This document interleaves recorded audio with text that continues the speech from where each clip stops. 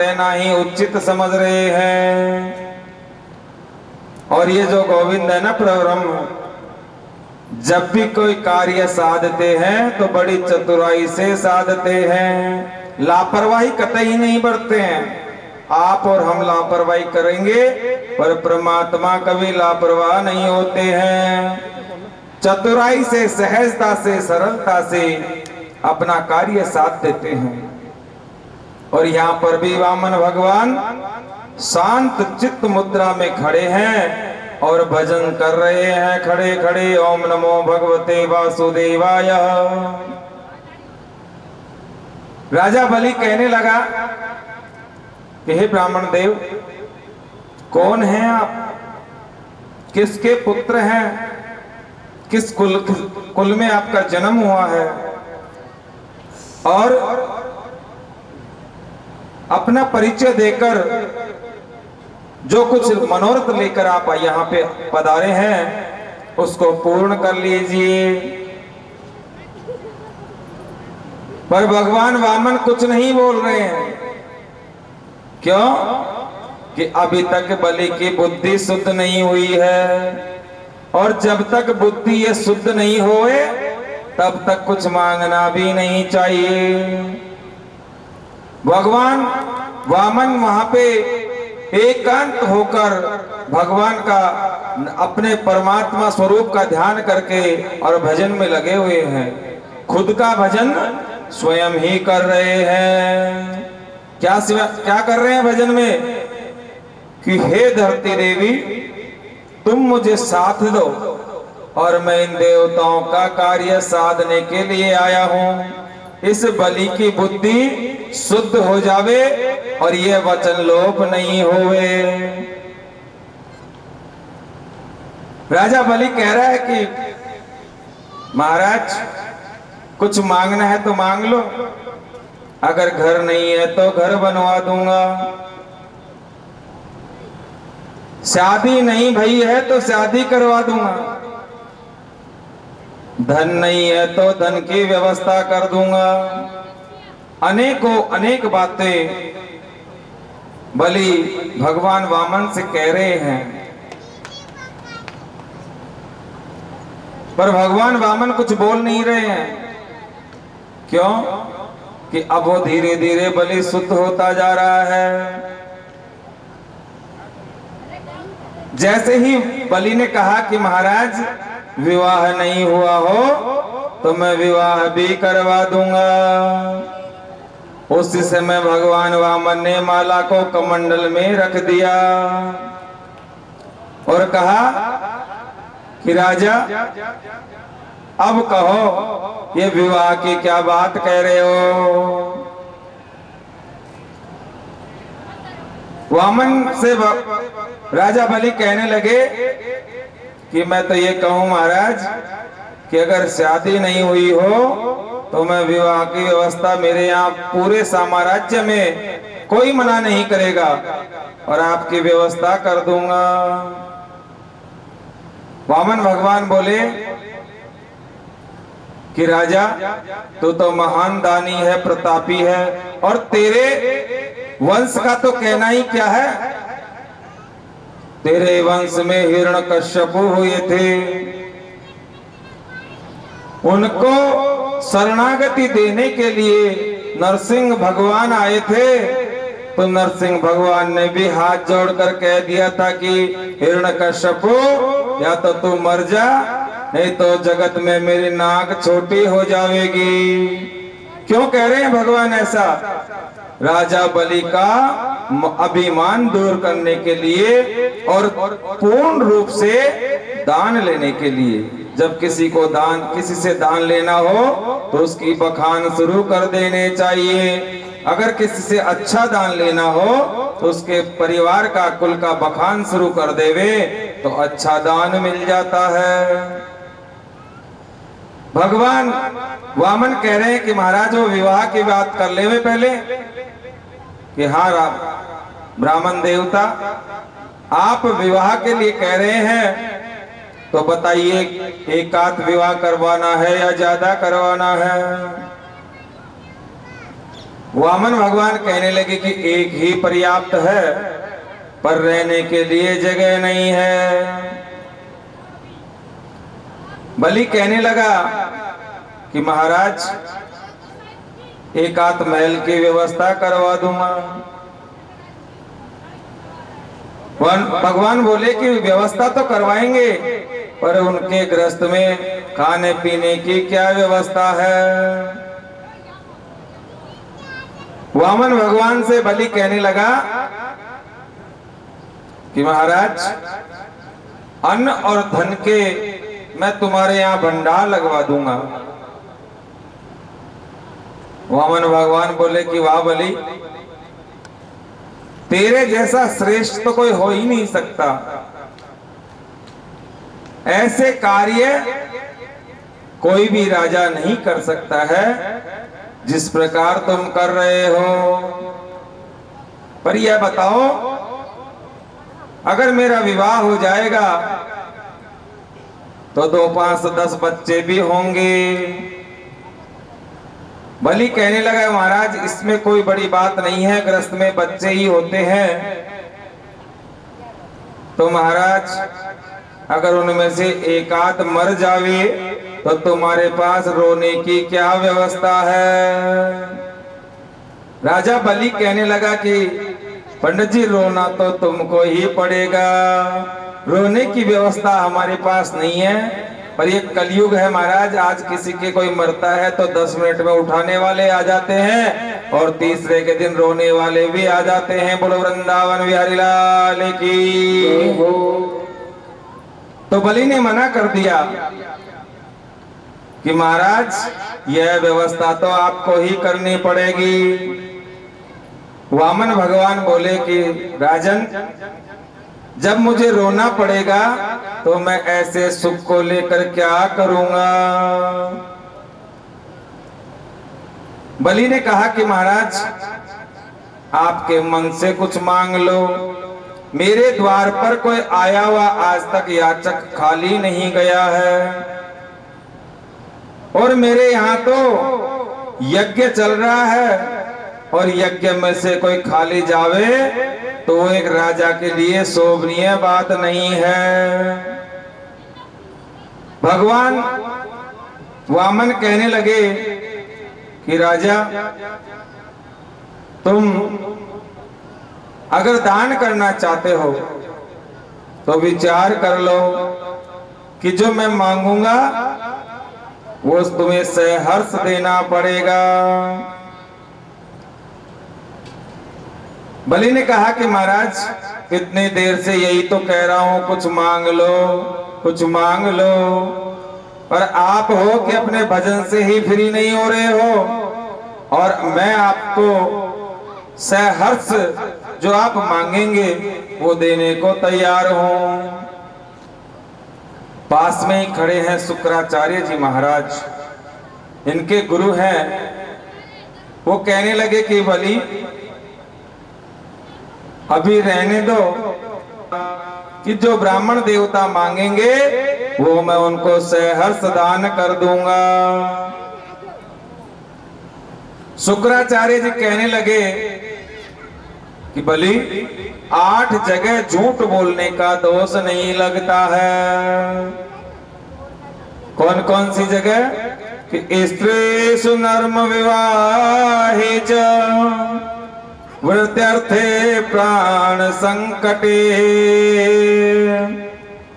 गो ब्राह्मणेभ्योर्ते हिंसायां नानृतं साजुगोप्सितम्। बलि 8 जगह अगर कोई झूठ बोल देता है तो उसका दोष नहीं लग सकता है। स्त्री से, अपनी पत्नी से अगर कोई आकर झूठ बोल देता है तो उसको भी दोष नहीं लगता है। नर्म विवाहेषु, किसी का विवाह हो रहा हो और वो चाहे बिल्कुल अभिमानी हो, वो परिवार बिल्कुल कलंकित हो, और आपसे आकर पूछ लेवे कि फला आदमी का परिवार कैसा है, तो ये कहना चाहिए कि महाराज उसके बराबर तो इस गांव में कोई है ही नहीं। उसका भी दोष नहीं लग सकता। और प्राण संकटे, अगर प्राण संकट में आ जावे, किसी के प्राण संकट में हो और आपके एक झूठ से उसके प्राण बच रहे हो, झूठ से, तो वहां पे भी पाप नहीं लगता है, दोष नहीं लग सकता है।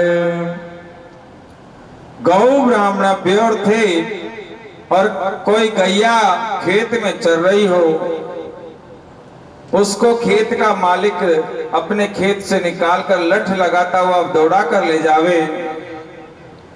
चौराहे पे अगर आप बैठे हो और वो गाय निकल कर गैया किसी रास्ते लग जावे और वो किसान आकर पूछे कि भैया तुमने गाय को देखा क्या, तो उसको ये कह देवे कि इस रास्ते गई है, तो भी दोष नहीं लगता है। और किसी ब्राह्मण के साथ में पूजा अनुष्ठान यज्ञ चल रहा हो और वहां आकर उसके साथ कोई छल कपट करने का प्रयास करे, तो उसका अभिमान तोड़ने के लिए उसको चुप करा देवे, तो भी दोष नहीं लगता है। शुक्राचार्य जी बार बार समझा रहे हैं, पर बलि कहने लगे कि महाराज मैंने संकल्प कर लिया।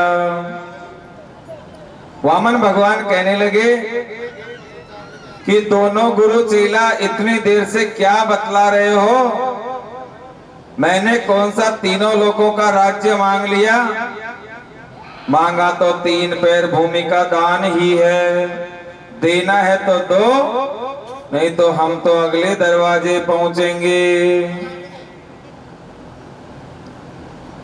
बलि ने कहा कि महाराज ठहरिए, मैं आपको दान का संकल्प कर चुका हूं और आप दान लेकर जाइए।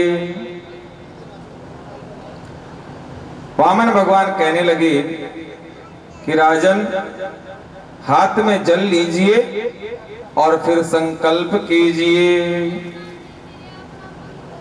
राजा ने अपने सैनिकों को आदेश दिया कि यज्ञशाला से गंगा सागर लेकर आइए और मेरे को उसमें शुद्ध जल लाकर दीजिए। गंगा सागर आ गया। शुक्राचार्य जी ने विचार किया कि अब ये बलि मानेगा नहीं, छोटा सा रूप बनाया और गंगा सागर के डंडे में जाकर बैठ गए कि जल आएगा नहीं और संकल्प होगा नहीं, संकल्प होगा नहीं तो दान नहीं करना पड़ेगा। अब बलि उसको जल लेने का प्रयास करे, पर शुक्राचार्य जी महाराज रोक कर बैठ गए। बलि कहने लगे कि महाराज इसमें से जल नहीं आ रहा है।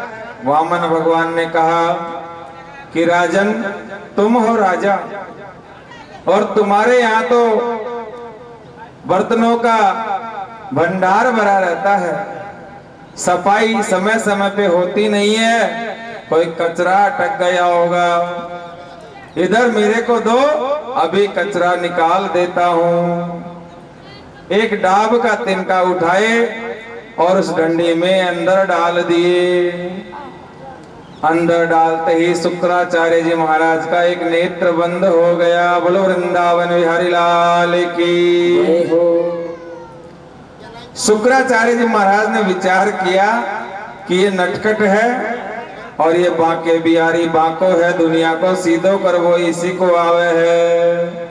ये स्वयं बांका है लेकिन दुनिया को बांका नहीं होने देता है, अपने खुद के बांकेपन से दुनिया को सीधा कर देता है।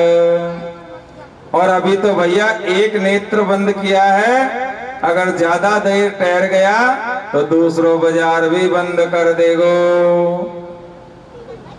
और तुरंत निकलकर वहां से बाहर आ गए। रत्नमाला इनकी पुत्री है राजा बलि की, वहीं पे खड़ी है। रत्नमाला ने विचार किया कि कैसा सुंदर पुत्र हो, ऐसो मेरे भी कोई पुत्र जन्म लेवे जिसको मैं अपने आंचल से दूध पिलाऊं। विंध्यावली भी वहीं पे खड़ी है। वो कहने लगी कि महाराज आप सहर्ष दान को स्वीकार करें। और रत्नमाला कहने लगी कि महाराज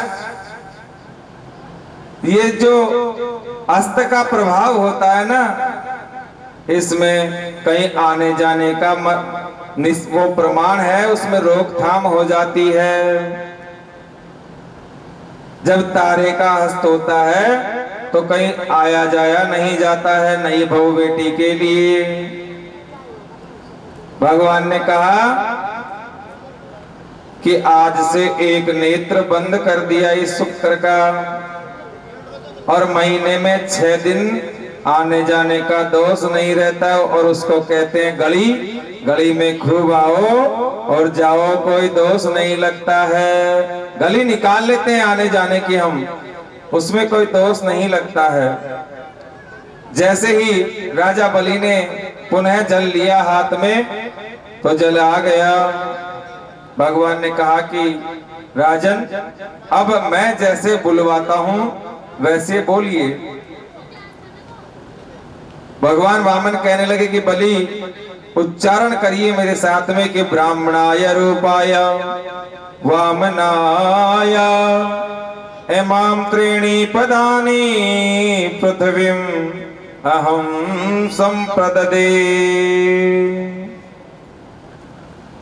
राजा बलि ने कह दिया कि त्रीणि पदानि पृथिव्याम इदम अहम संप्रददे, कि हे ब्राह्मण स्वरूप वामन, मैं आपको 3 पैर भूमि का दान करता हूं।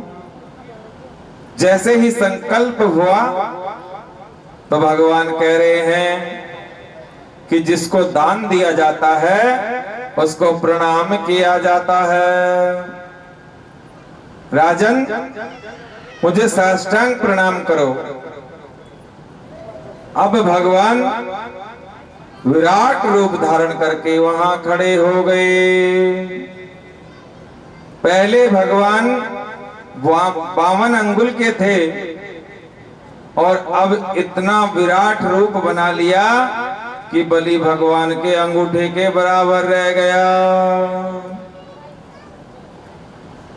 और भगवान कहने लगे विंध्यावली से कि देवी कुछ मांग लो। उधर से जो रत्नमाला इनकी पुत्री है, वो पहले तो कह रही थी कि ऐसा पुत्र मुझे भी प्राप्त हो जिसको मैं अपने आंचल से दूध पिलाऊं।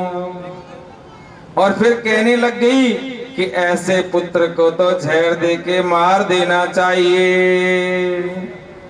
भगवान ने कहा, क्योंकि घटघट वासी है, कि देवी तुम मुझे दूध तो पिलाएगी पर मारने के काज पिलाएगी।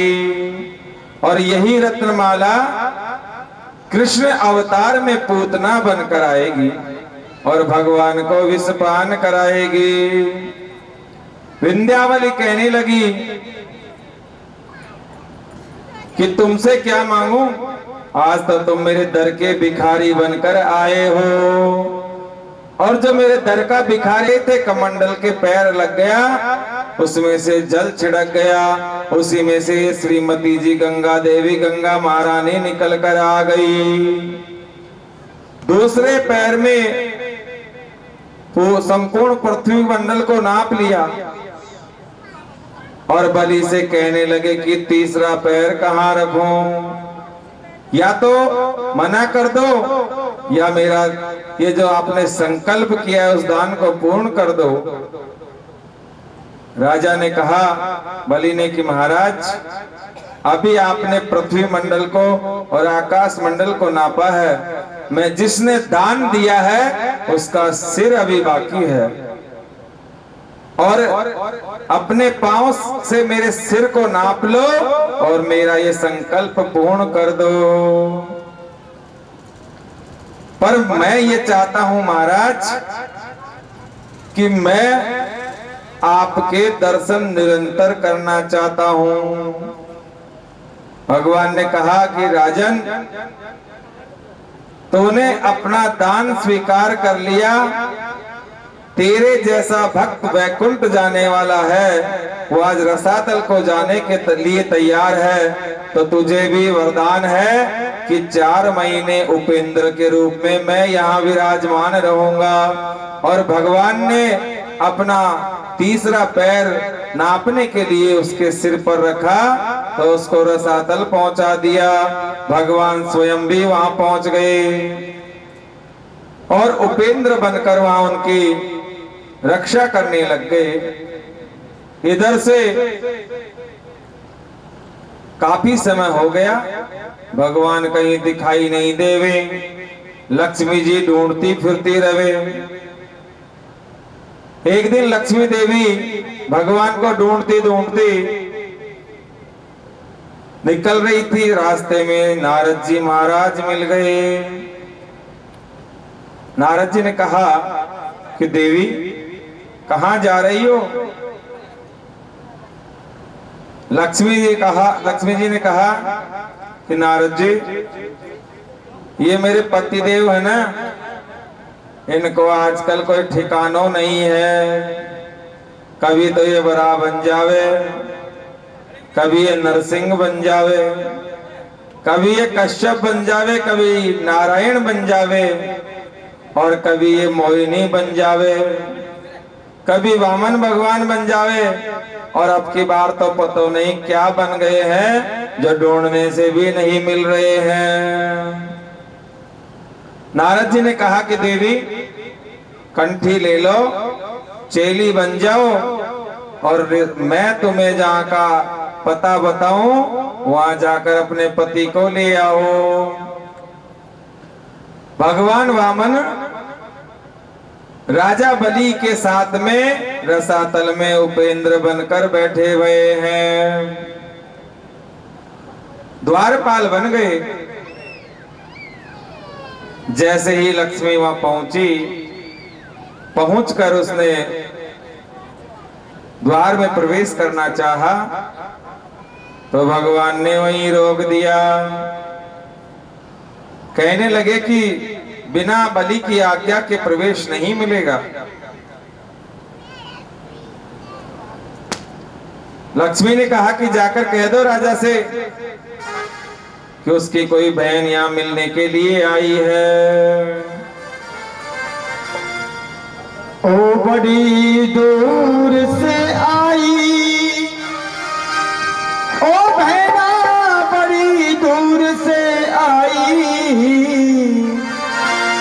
अरे छोटे भैया तेरे द्वार पे ना बड़ी दूर से आई, छोटे भैया तेरे द्वार बहना बड़ी दूर से आई, छोटे भैया तेरे बहना बड़ी दूर से आई, बड़ी दूर से आई, बहना बड़ी दूर से आई, छोटे भैया तेरे द्वार बहना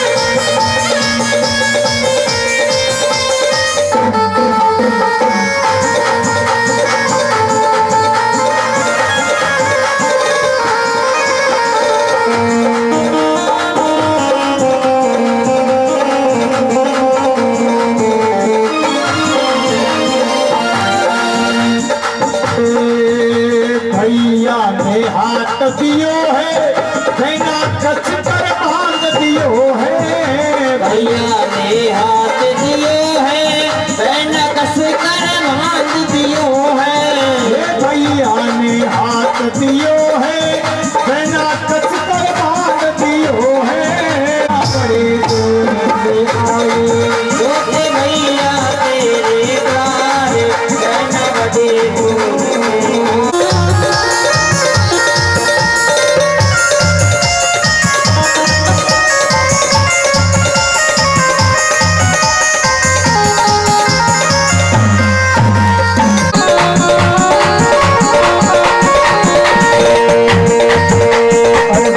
दूर से आई बहना बड़ी दूर से आई तेरे द्वार बहना बड़ी दूर से आई छोटे भैया तेरे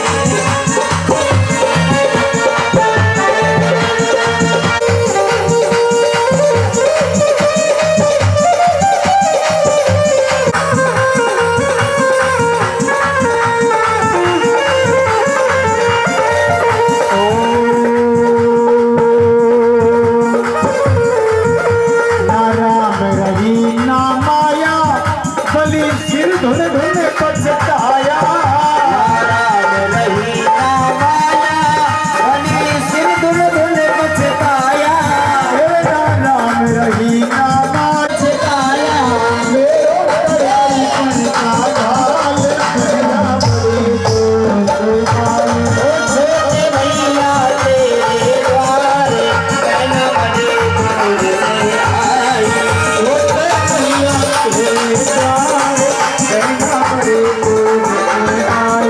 तेरे द्वार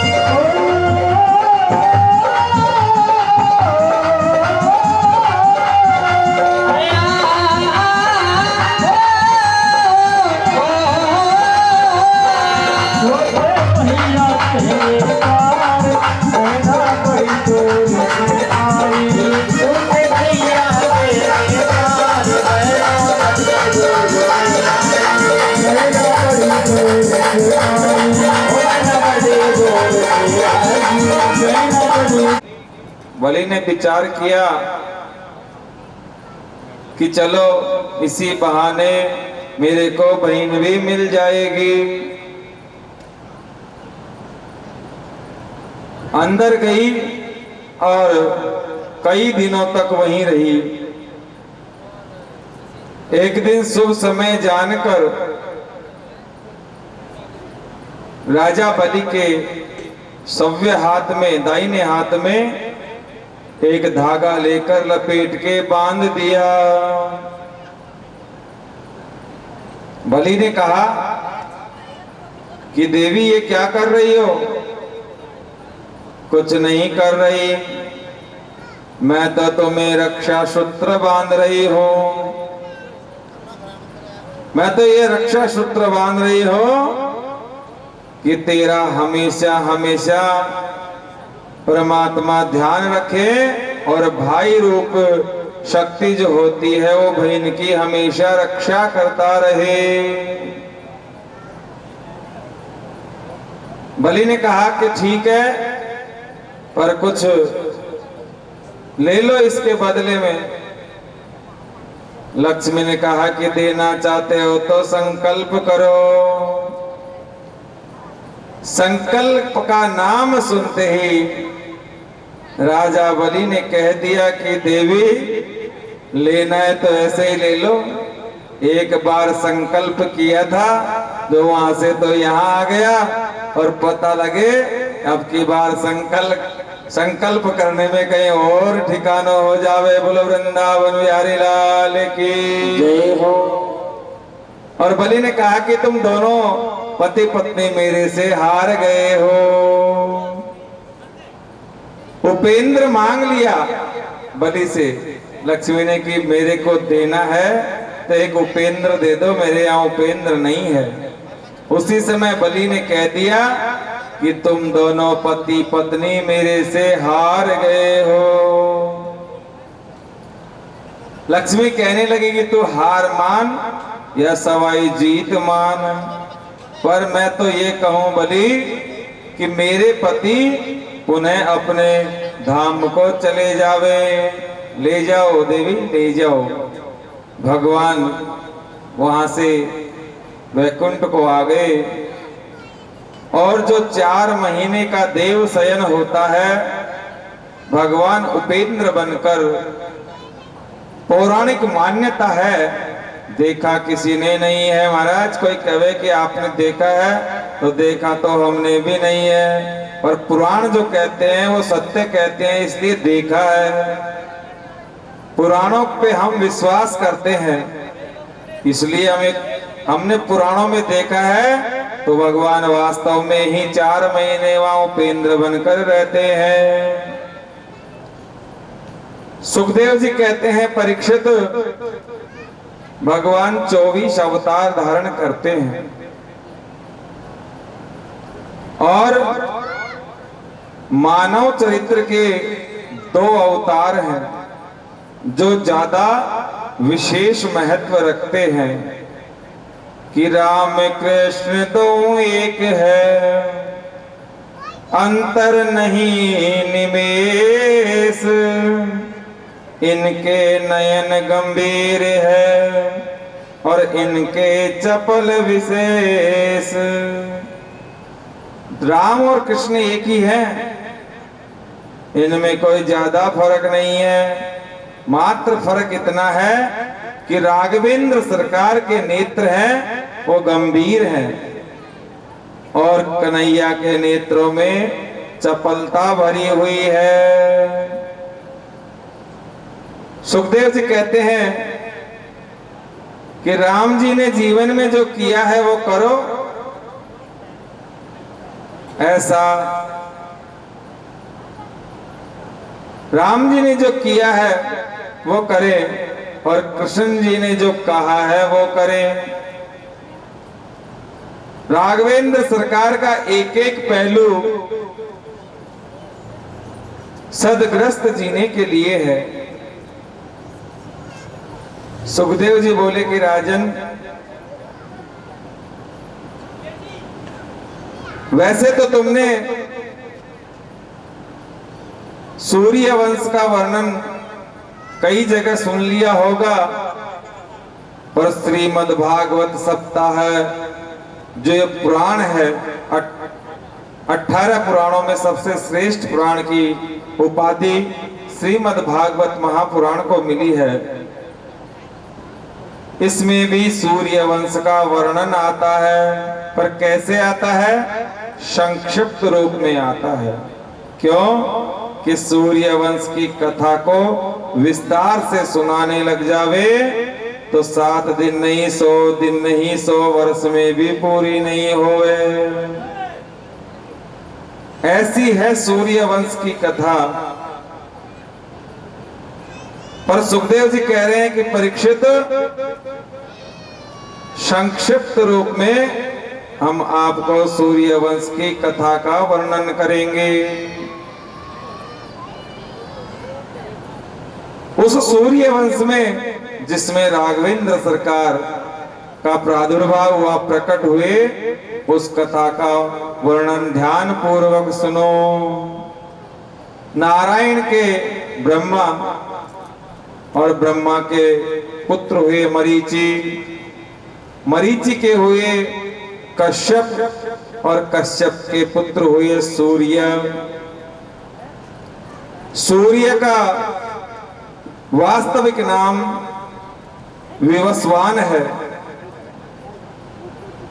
और इन्हीं के द्वारा सूर्य वंश का प्रारंभ हुआ है।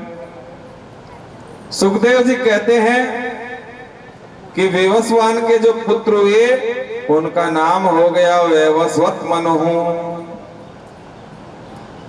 और इनके जो पुत्र हुए हैं उनका नाम हो गया प्रद्युम्न। प्रद्युम्न शिव जी के आश्रम में चला गया और पुरुष से स्त्री बन गया। परीक्षित ने कहा कि महाराज ये क्या लीला है, ये पुरुष से स्त्री क्यों बन गया? एक बार शंकर भगवान के आश्रम पर देवी स्नान कर रही थी और सप्त ऋषिगण धड़धड़ाहट करते वहां आ गए। भगवान शंकर तपस्या में थे। शाम को जैसे ही तपस्या से निवृत्त हुए तो देवी कुछ नाराज रूठी हुई बैठी है। भगवान ने पूछा कि भोले बाबा ने कि देवी आज क्या हो गया, कैसे मुंह को थोड़ा सूजन आ रहा है? जब माता बहनों को रुष्ट होते हुए देखते हो ना, कोई रूठ जाती है तो जो चेहरे का भाग होता है ना उसमें वजन बढ़ जाता है। ये ठाकुर जी की कृपा है। पुरुष बाबाओं में ऐसा नहीं होता है, पर मैयाओं में चेहरे में वजन बढ़ जाता है। तो देवी को देखकर कहा भोले बाबा ने कि देवी क्या गड़बड़ हो गई? उन्होंने कहा कि भगवान ऐसो भी कोई स्थान होवे जहां धड़धड़ाहट करते पुरुष आ जावे और हम स्नान बना रहे हैं तो हमको तो शर्म आती ही है। शंकर भगवान बोले कि अगर ऐसी बात है तो मैं आज से नियम लगाता हूं कि इस परिक्षेत्र में जो भी पुरुष आएगा वो स्त्री बन जाएगा। इसी वजह से प्रद्युम्न जब उस क्षेत्र में पहुंचा था तो पुरुष से स्त्री बन गया और जो घोड़े पर बैठ कर गया था वो घोड़ी बन गया और अंत में उसने अपना देह त्याग कर दिया। वो गुरु की कृपा से कभी तो पुरुष बन जावे, कभी स्त्री बन जावे, तो उसने इस जीवन को परमात्मा का श्राप मान के अपना देह का त्याग कर दिया। सुखदेव जी कहते हैं कि वैवस्वत मनु को बड़ी चिंता हुई। उनके 10 पुत्र थे। उनके एक पुत्र का नाम था सरियाती और सरियाती जो पुत्र हुए उनके एक परम सुंदरी कन्या थी, उसका नाम था सुकन्या। एक बार सेना लेकर सरियाती राजा वन में गए, च्यवन ऋषि के आश्रम पे पहुंच गए और वहां जगह जगह देखा तो पत्ते पुष्प बिखरे पड़े हैं और एक दीमक लगा हुआ ढेर उनको दिखाई दे गया। उसमें से 2 जगह से ज्योति दिखाई दे गई। उस सुकन्या ने एक तिनका लिया और दोनों में लगा दिया। दोनों नेत्रों में से रक्त की धार बहने लग गई और इससे च्यवन ऋषि क्रोधित हो गए। सारी सेना जो वहां थी राजा सहित भयभीत हो गई। सभी ने राजा को प्रणाम किया, याचना करी। च्यवन ऋषि अंधे हो गए। राजा ने इच्छा न होते हुए भी अपनी पुत्री सुकन्या का पाणी ग्रहण संस्कार च्यवन ऋषि के साथ में कर दिया। सुखदेव जी कहते हैं कि महाराज परीक्षित, आज अगर किसी कन्या को कह दो तो कह देगी कि तुम इसके लिए कहीं से खरीद कर ला कर दे दो, पर मैं इस अंधे के साथ में विवाह नहीं करूंगी। यथा नाम तथा गुण। सुकन्या जो संस्कारवार कन्या होती है वो पिता माता की बात को छोटी नहीं करती है। उन्होंने तुरंत स्वीकार कर लिया कि पिताजी आपने जो निर्णय लिया है वो मुझे स्वीकार है और उनके साथ में वहीं आश्रम पर छोड़कर अपने महल को लौटकर आ गए। सुकन्या ने अपने पति की सेवा की। एक दिन चवन ऋषि ने विचार किया कि कई दिनों से सेवा कर रही है। अश्वनी कुमारों को बुलाया और उनसे आशीर्वाद ले लिया। नेत्रों की ज्योति पुनः वापस आ गई और सुकन्या के साथ में आराम से प्रेम पूर्वक रहने लग गए। सुखदेव जी महाराज कहते हैं, परीक्षित, इसी वंश में एक प्रतापी राजा और हुए। उनका नाम था नभग। नभग के हुए नाभाग। किसी ने भी मन में विचार किया कि नभग नहीं है, वो नाभाग है, पर ठाकुर जी ने इसमें स्पष्ट लिखा है कि पहले नभग हुए हैं और फिर नाभाग हुए हैं। और नाभाग के हुए अम्बरीश। अम्बरीश महाभागा। ऐसे महाभागी राजा हुए अम्बरीश, जिनके लिए भगवान सुदर्शन चक्र लेकर रक्षा करने को आ गए थे। सुखदेव जी महाराज कहते हैं, परीक्षित, अम्बरीश एकादशी का व्रत करते थे और एकादशी का व्रत करके और द्वादशी को उस व्रत का पारण करते थे। अब तो खैर हर महीने में 2-2 व्रत सब एकादशी का करीब करीब करने लगे। पर कैसे करते हैं महाराज? दशमी के दिन रात को 8 से 9 बजे तक तो टेलीविजन चलाकर देखेंगे। फिर दशमी के दिन रात्रि को 10 बजे कहेंगे कि अब मेरे को भोजन करवा दो, कल मेरे एकादशी को व्रत है। और जमा के भोजन करेंगे, मात्रा में नहीं करेंगे। भोजन तो मात्रा का है, पर जमा के लेंगे। जहां इच्छा 300 ग्राम की होगी, 650 ग्राम जमाएंगे और कह देंगे कि मेरे कल एकादशी को व्रत है। और सुबह 10 बजे तक तो कह देंगे उठाना नहीं है मेरे को, कल तो मेरे से कोई काम नहीं होगा। क्यों? कि मेरा तो उपवास है एकादशी को। 10 बजे जैसे तैसे उठेंगे, फिर घर वालों से कहेंगे कि कड़क सी चाय पिलवा दो और बर्तन मांज के बनाना, एकादशी का व्रत है मेरा। चाय पिएंगे, अपने शरीर पर पहनने का कुर्ता या शर्ट कंधे पे लगाएंगे और घर वालों से कह देंगे कि मैं आ रहा हूं, तुम तुम्हारी व्यवस्था कर लेना। और स्टैंड पे जाके और जहां ताश पत्ती चलती है वहां बैठ जाएंगे। और कोई पूछेगा कि भैया यहाँ क्यों बैठा है? अरे आज मेरे एकादशी को उपवास है, तो आज कोई काम तो है नहीं, इसलिए बैठा हूं।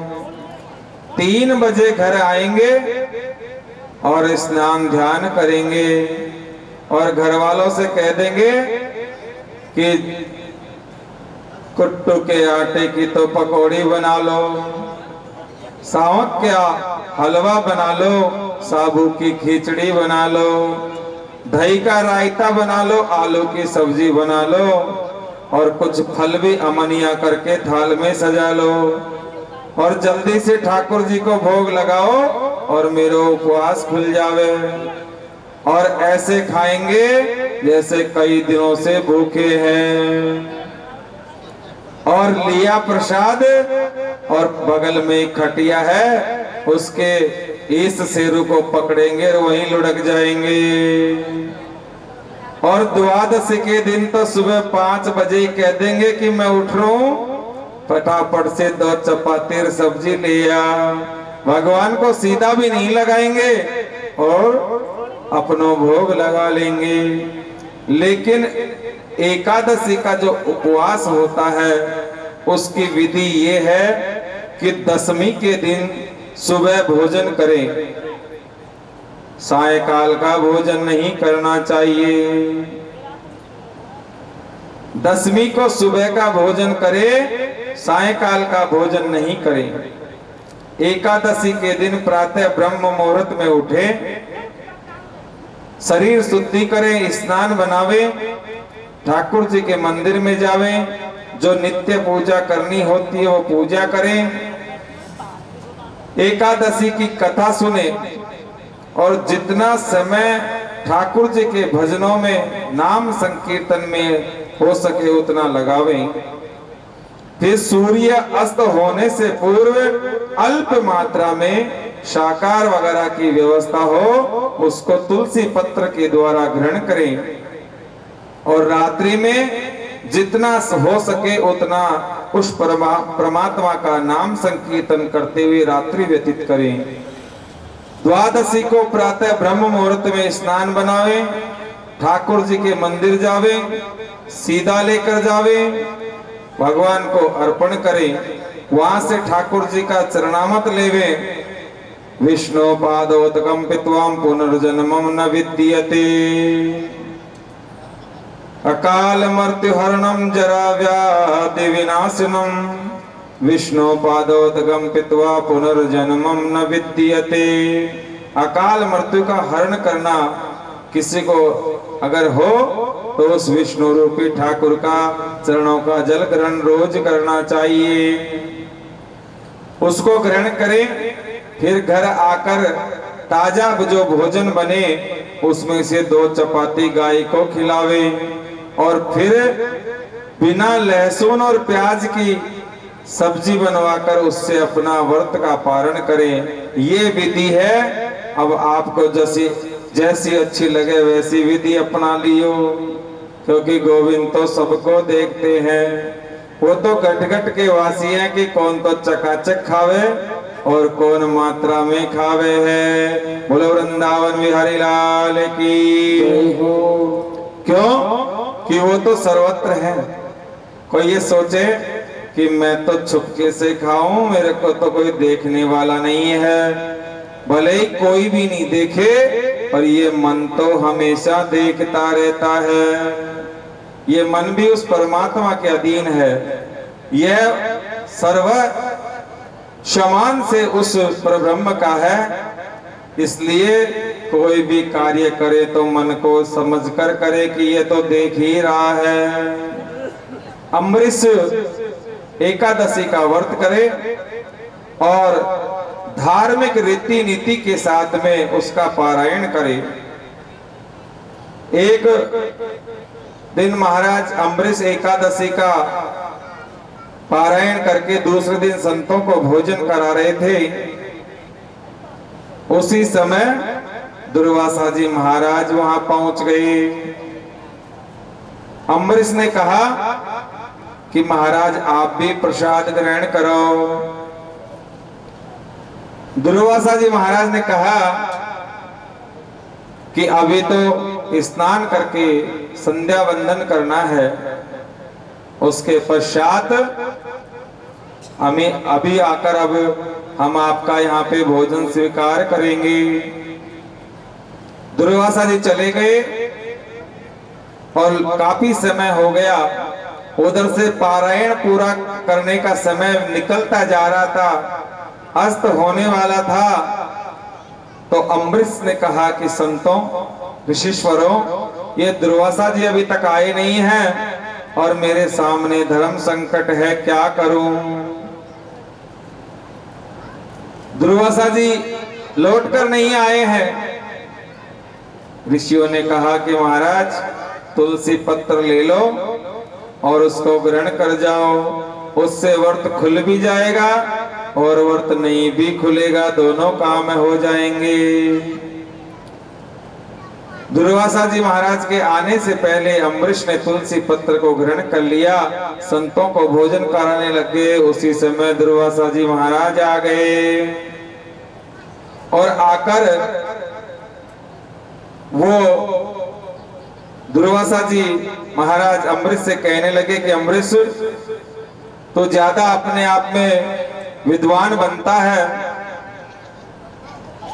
तो हमको निमंत्रण देके स्वयं व्रत का पारण कर लेता है, लेकिन मैं तुमको छोड़ूंगा नहीं।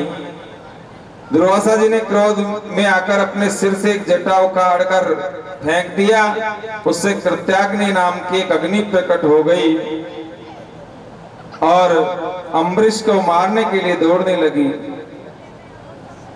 अम्बरीश ने हाथ जोड़कर उस कृत्याग्नि से कहा कि अगर मैं दोषी हूं, अपराधी हूं, तो तुम मुझे नष्ट कर दो, अन्यथा अपने स्थान पर वापस लौट जाओ।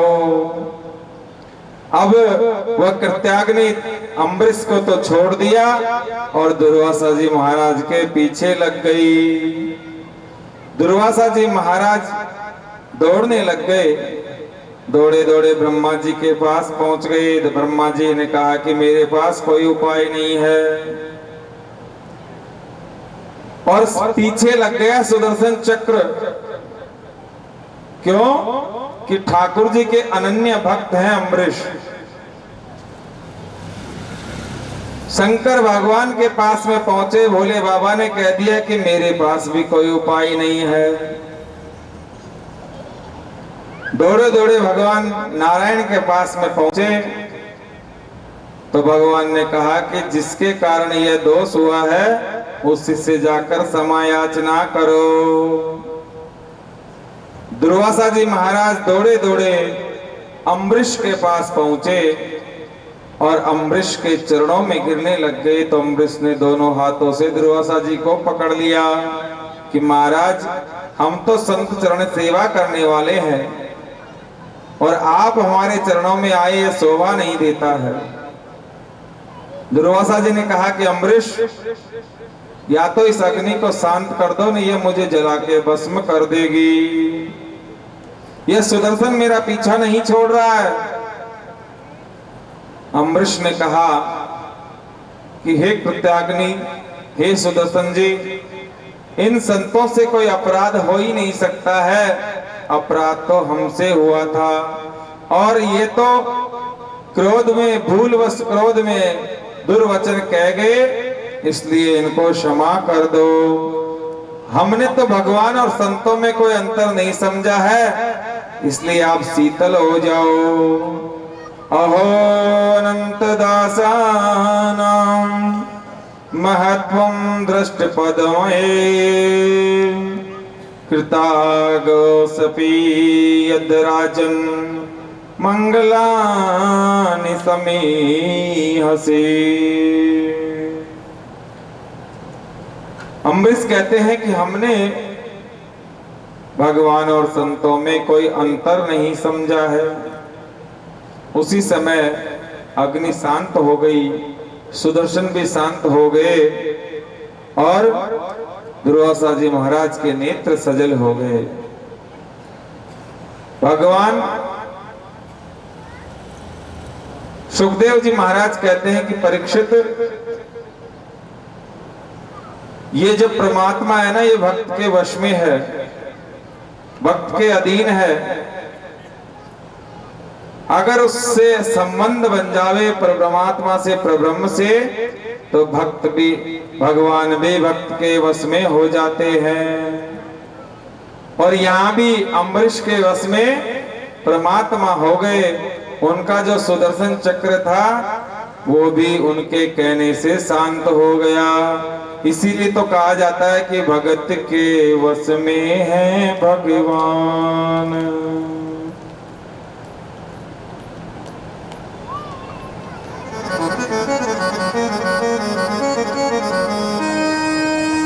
अपने भगत किया कब आंसू देख न पाते हैं,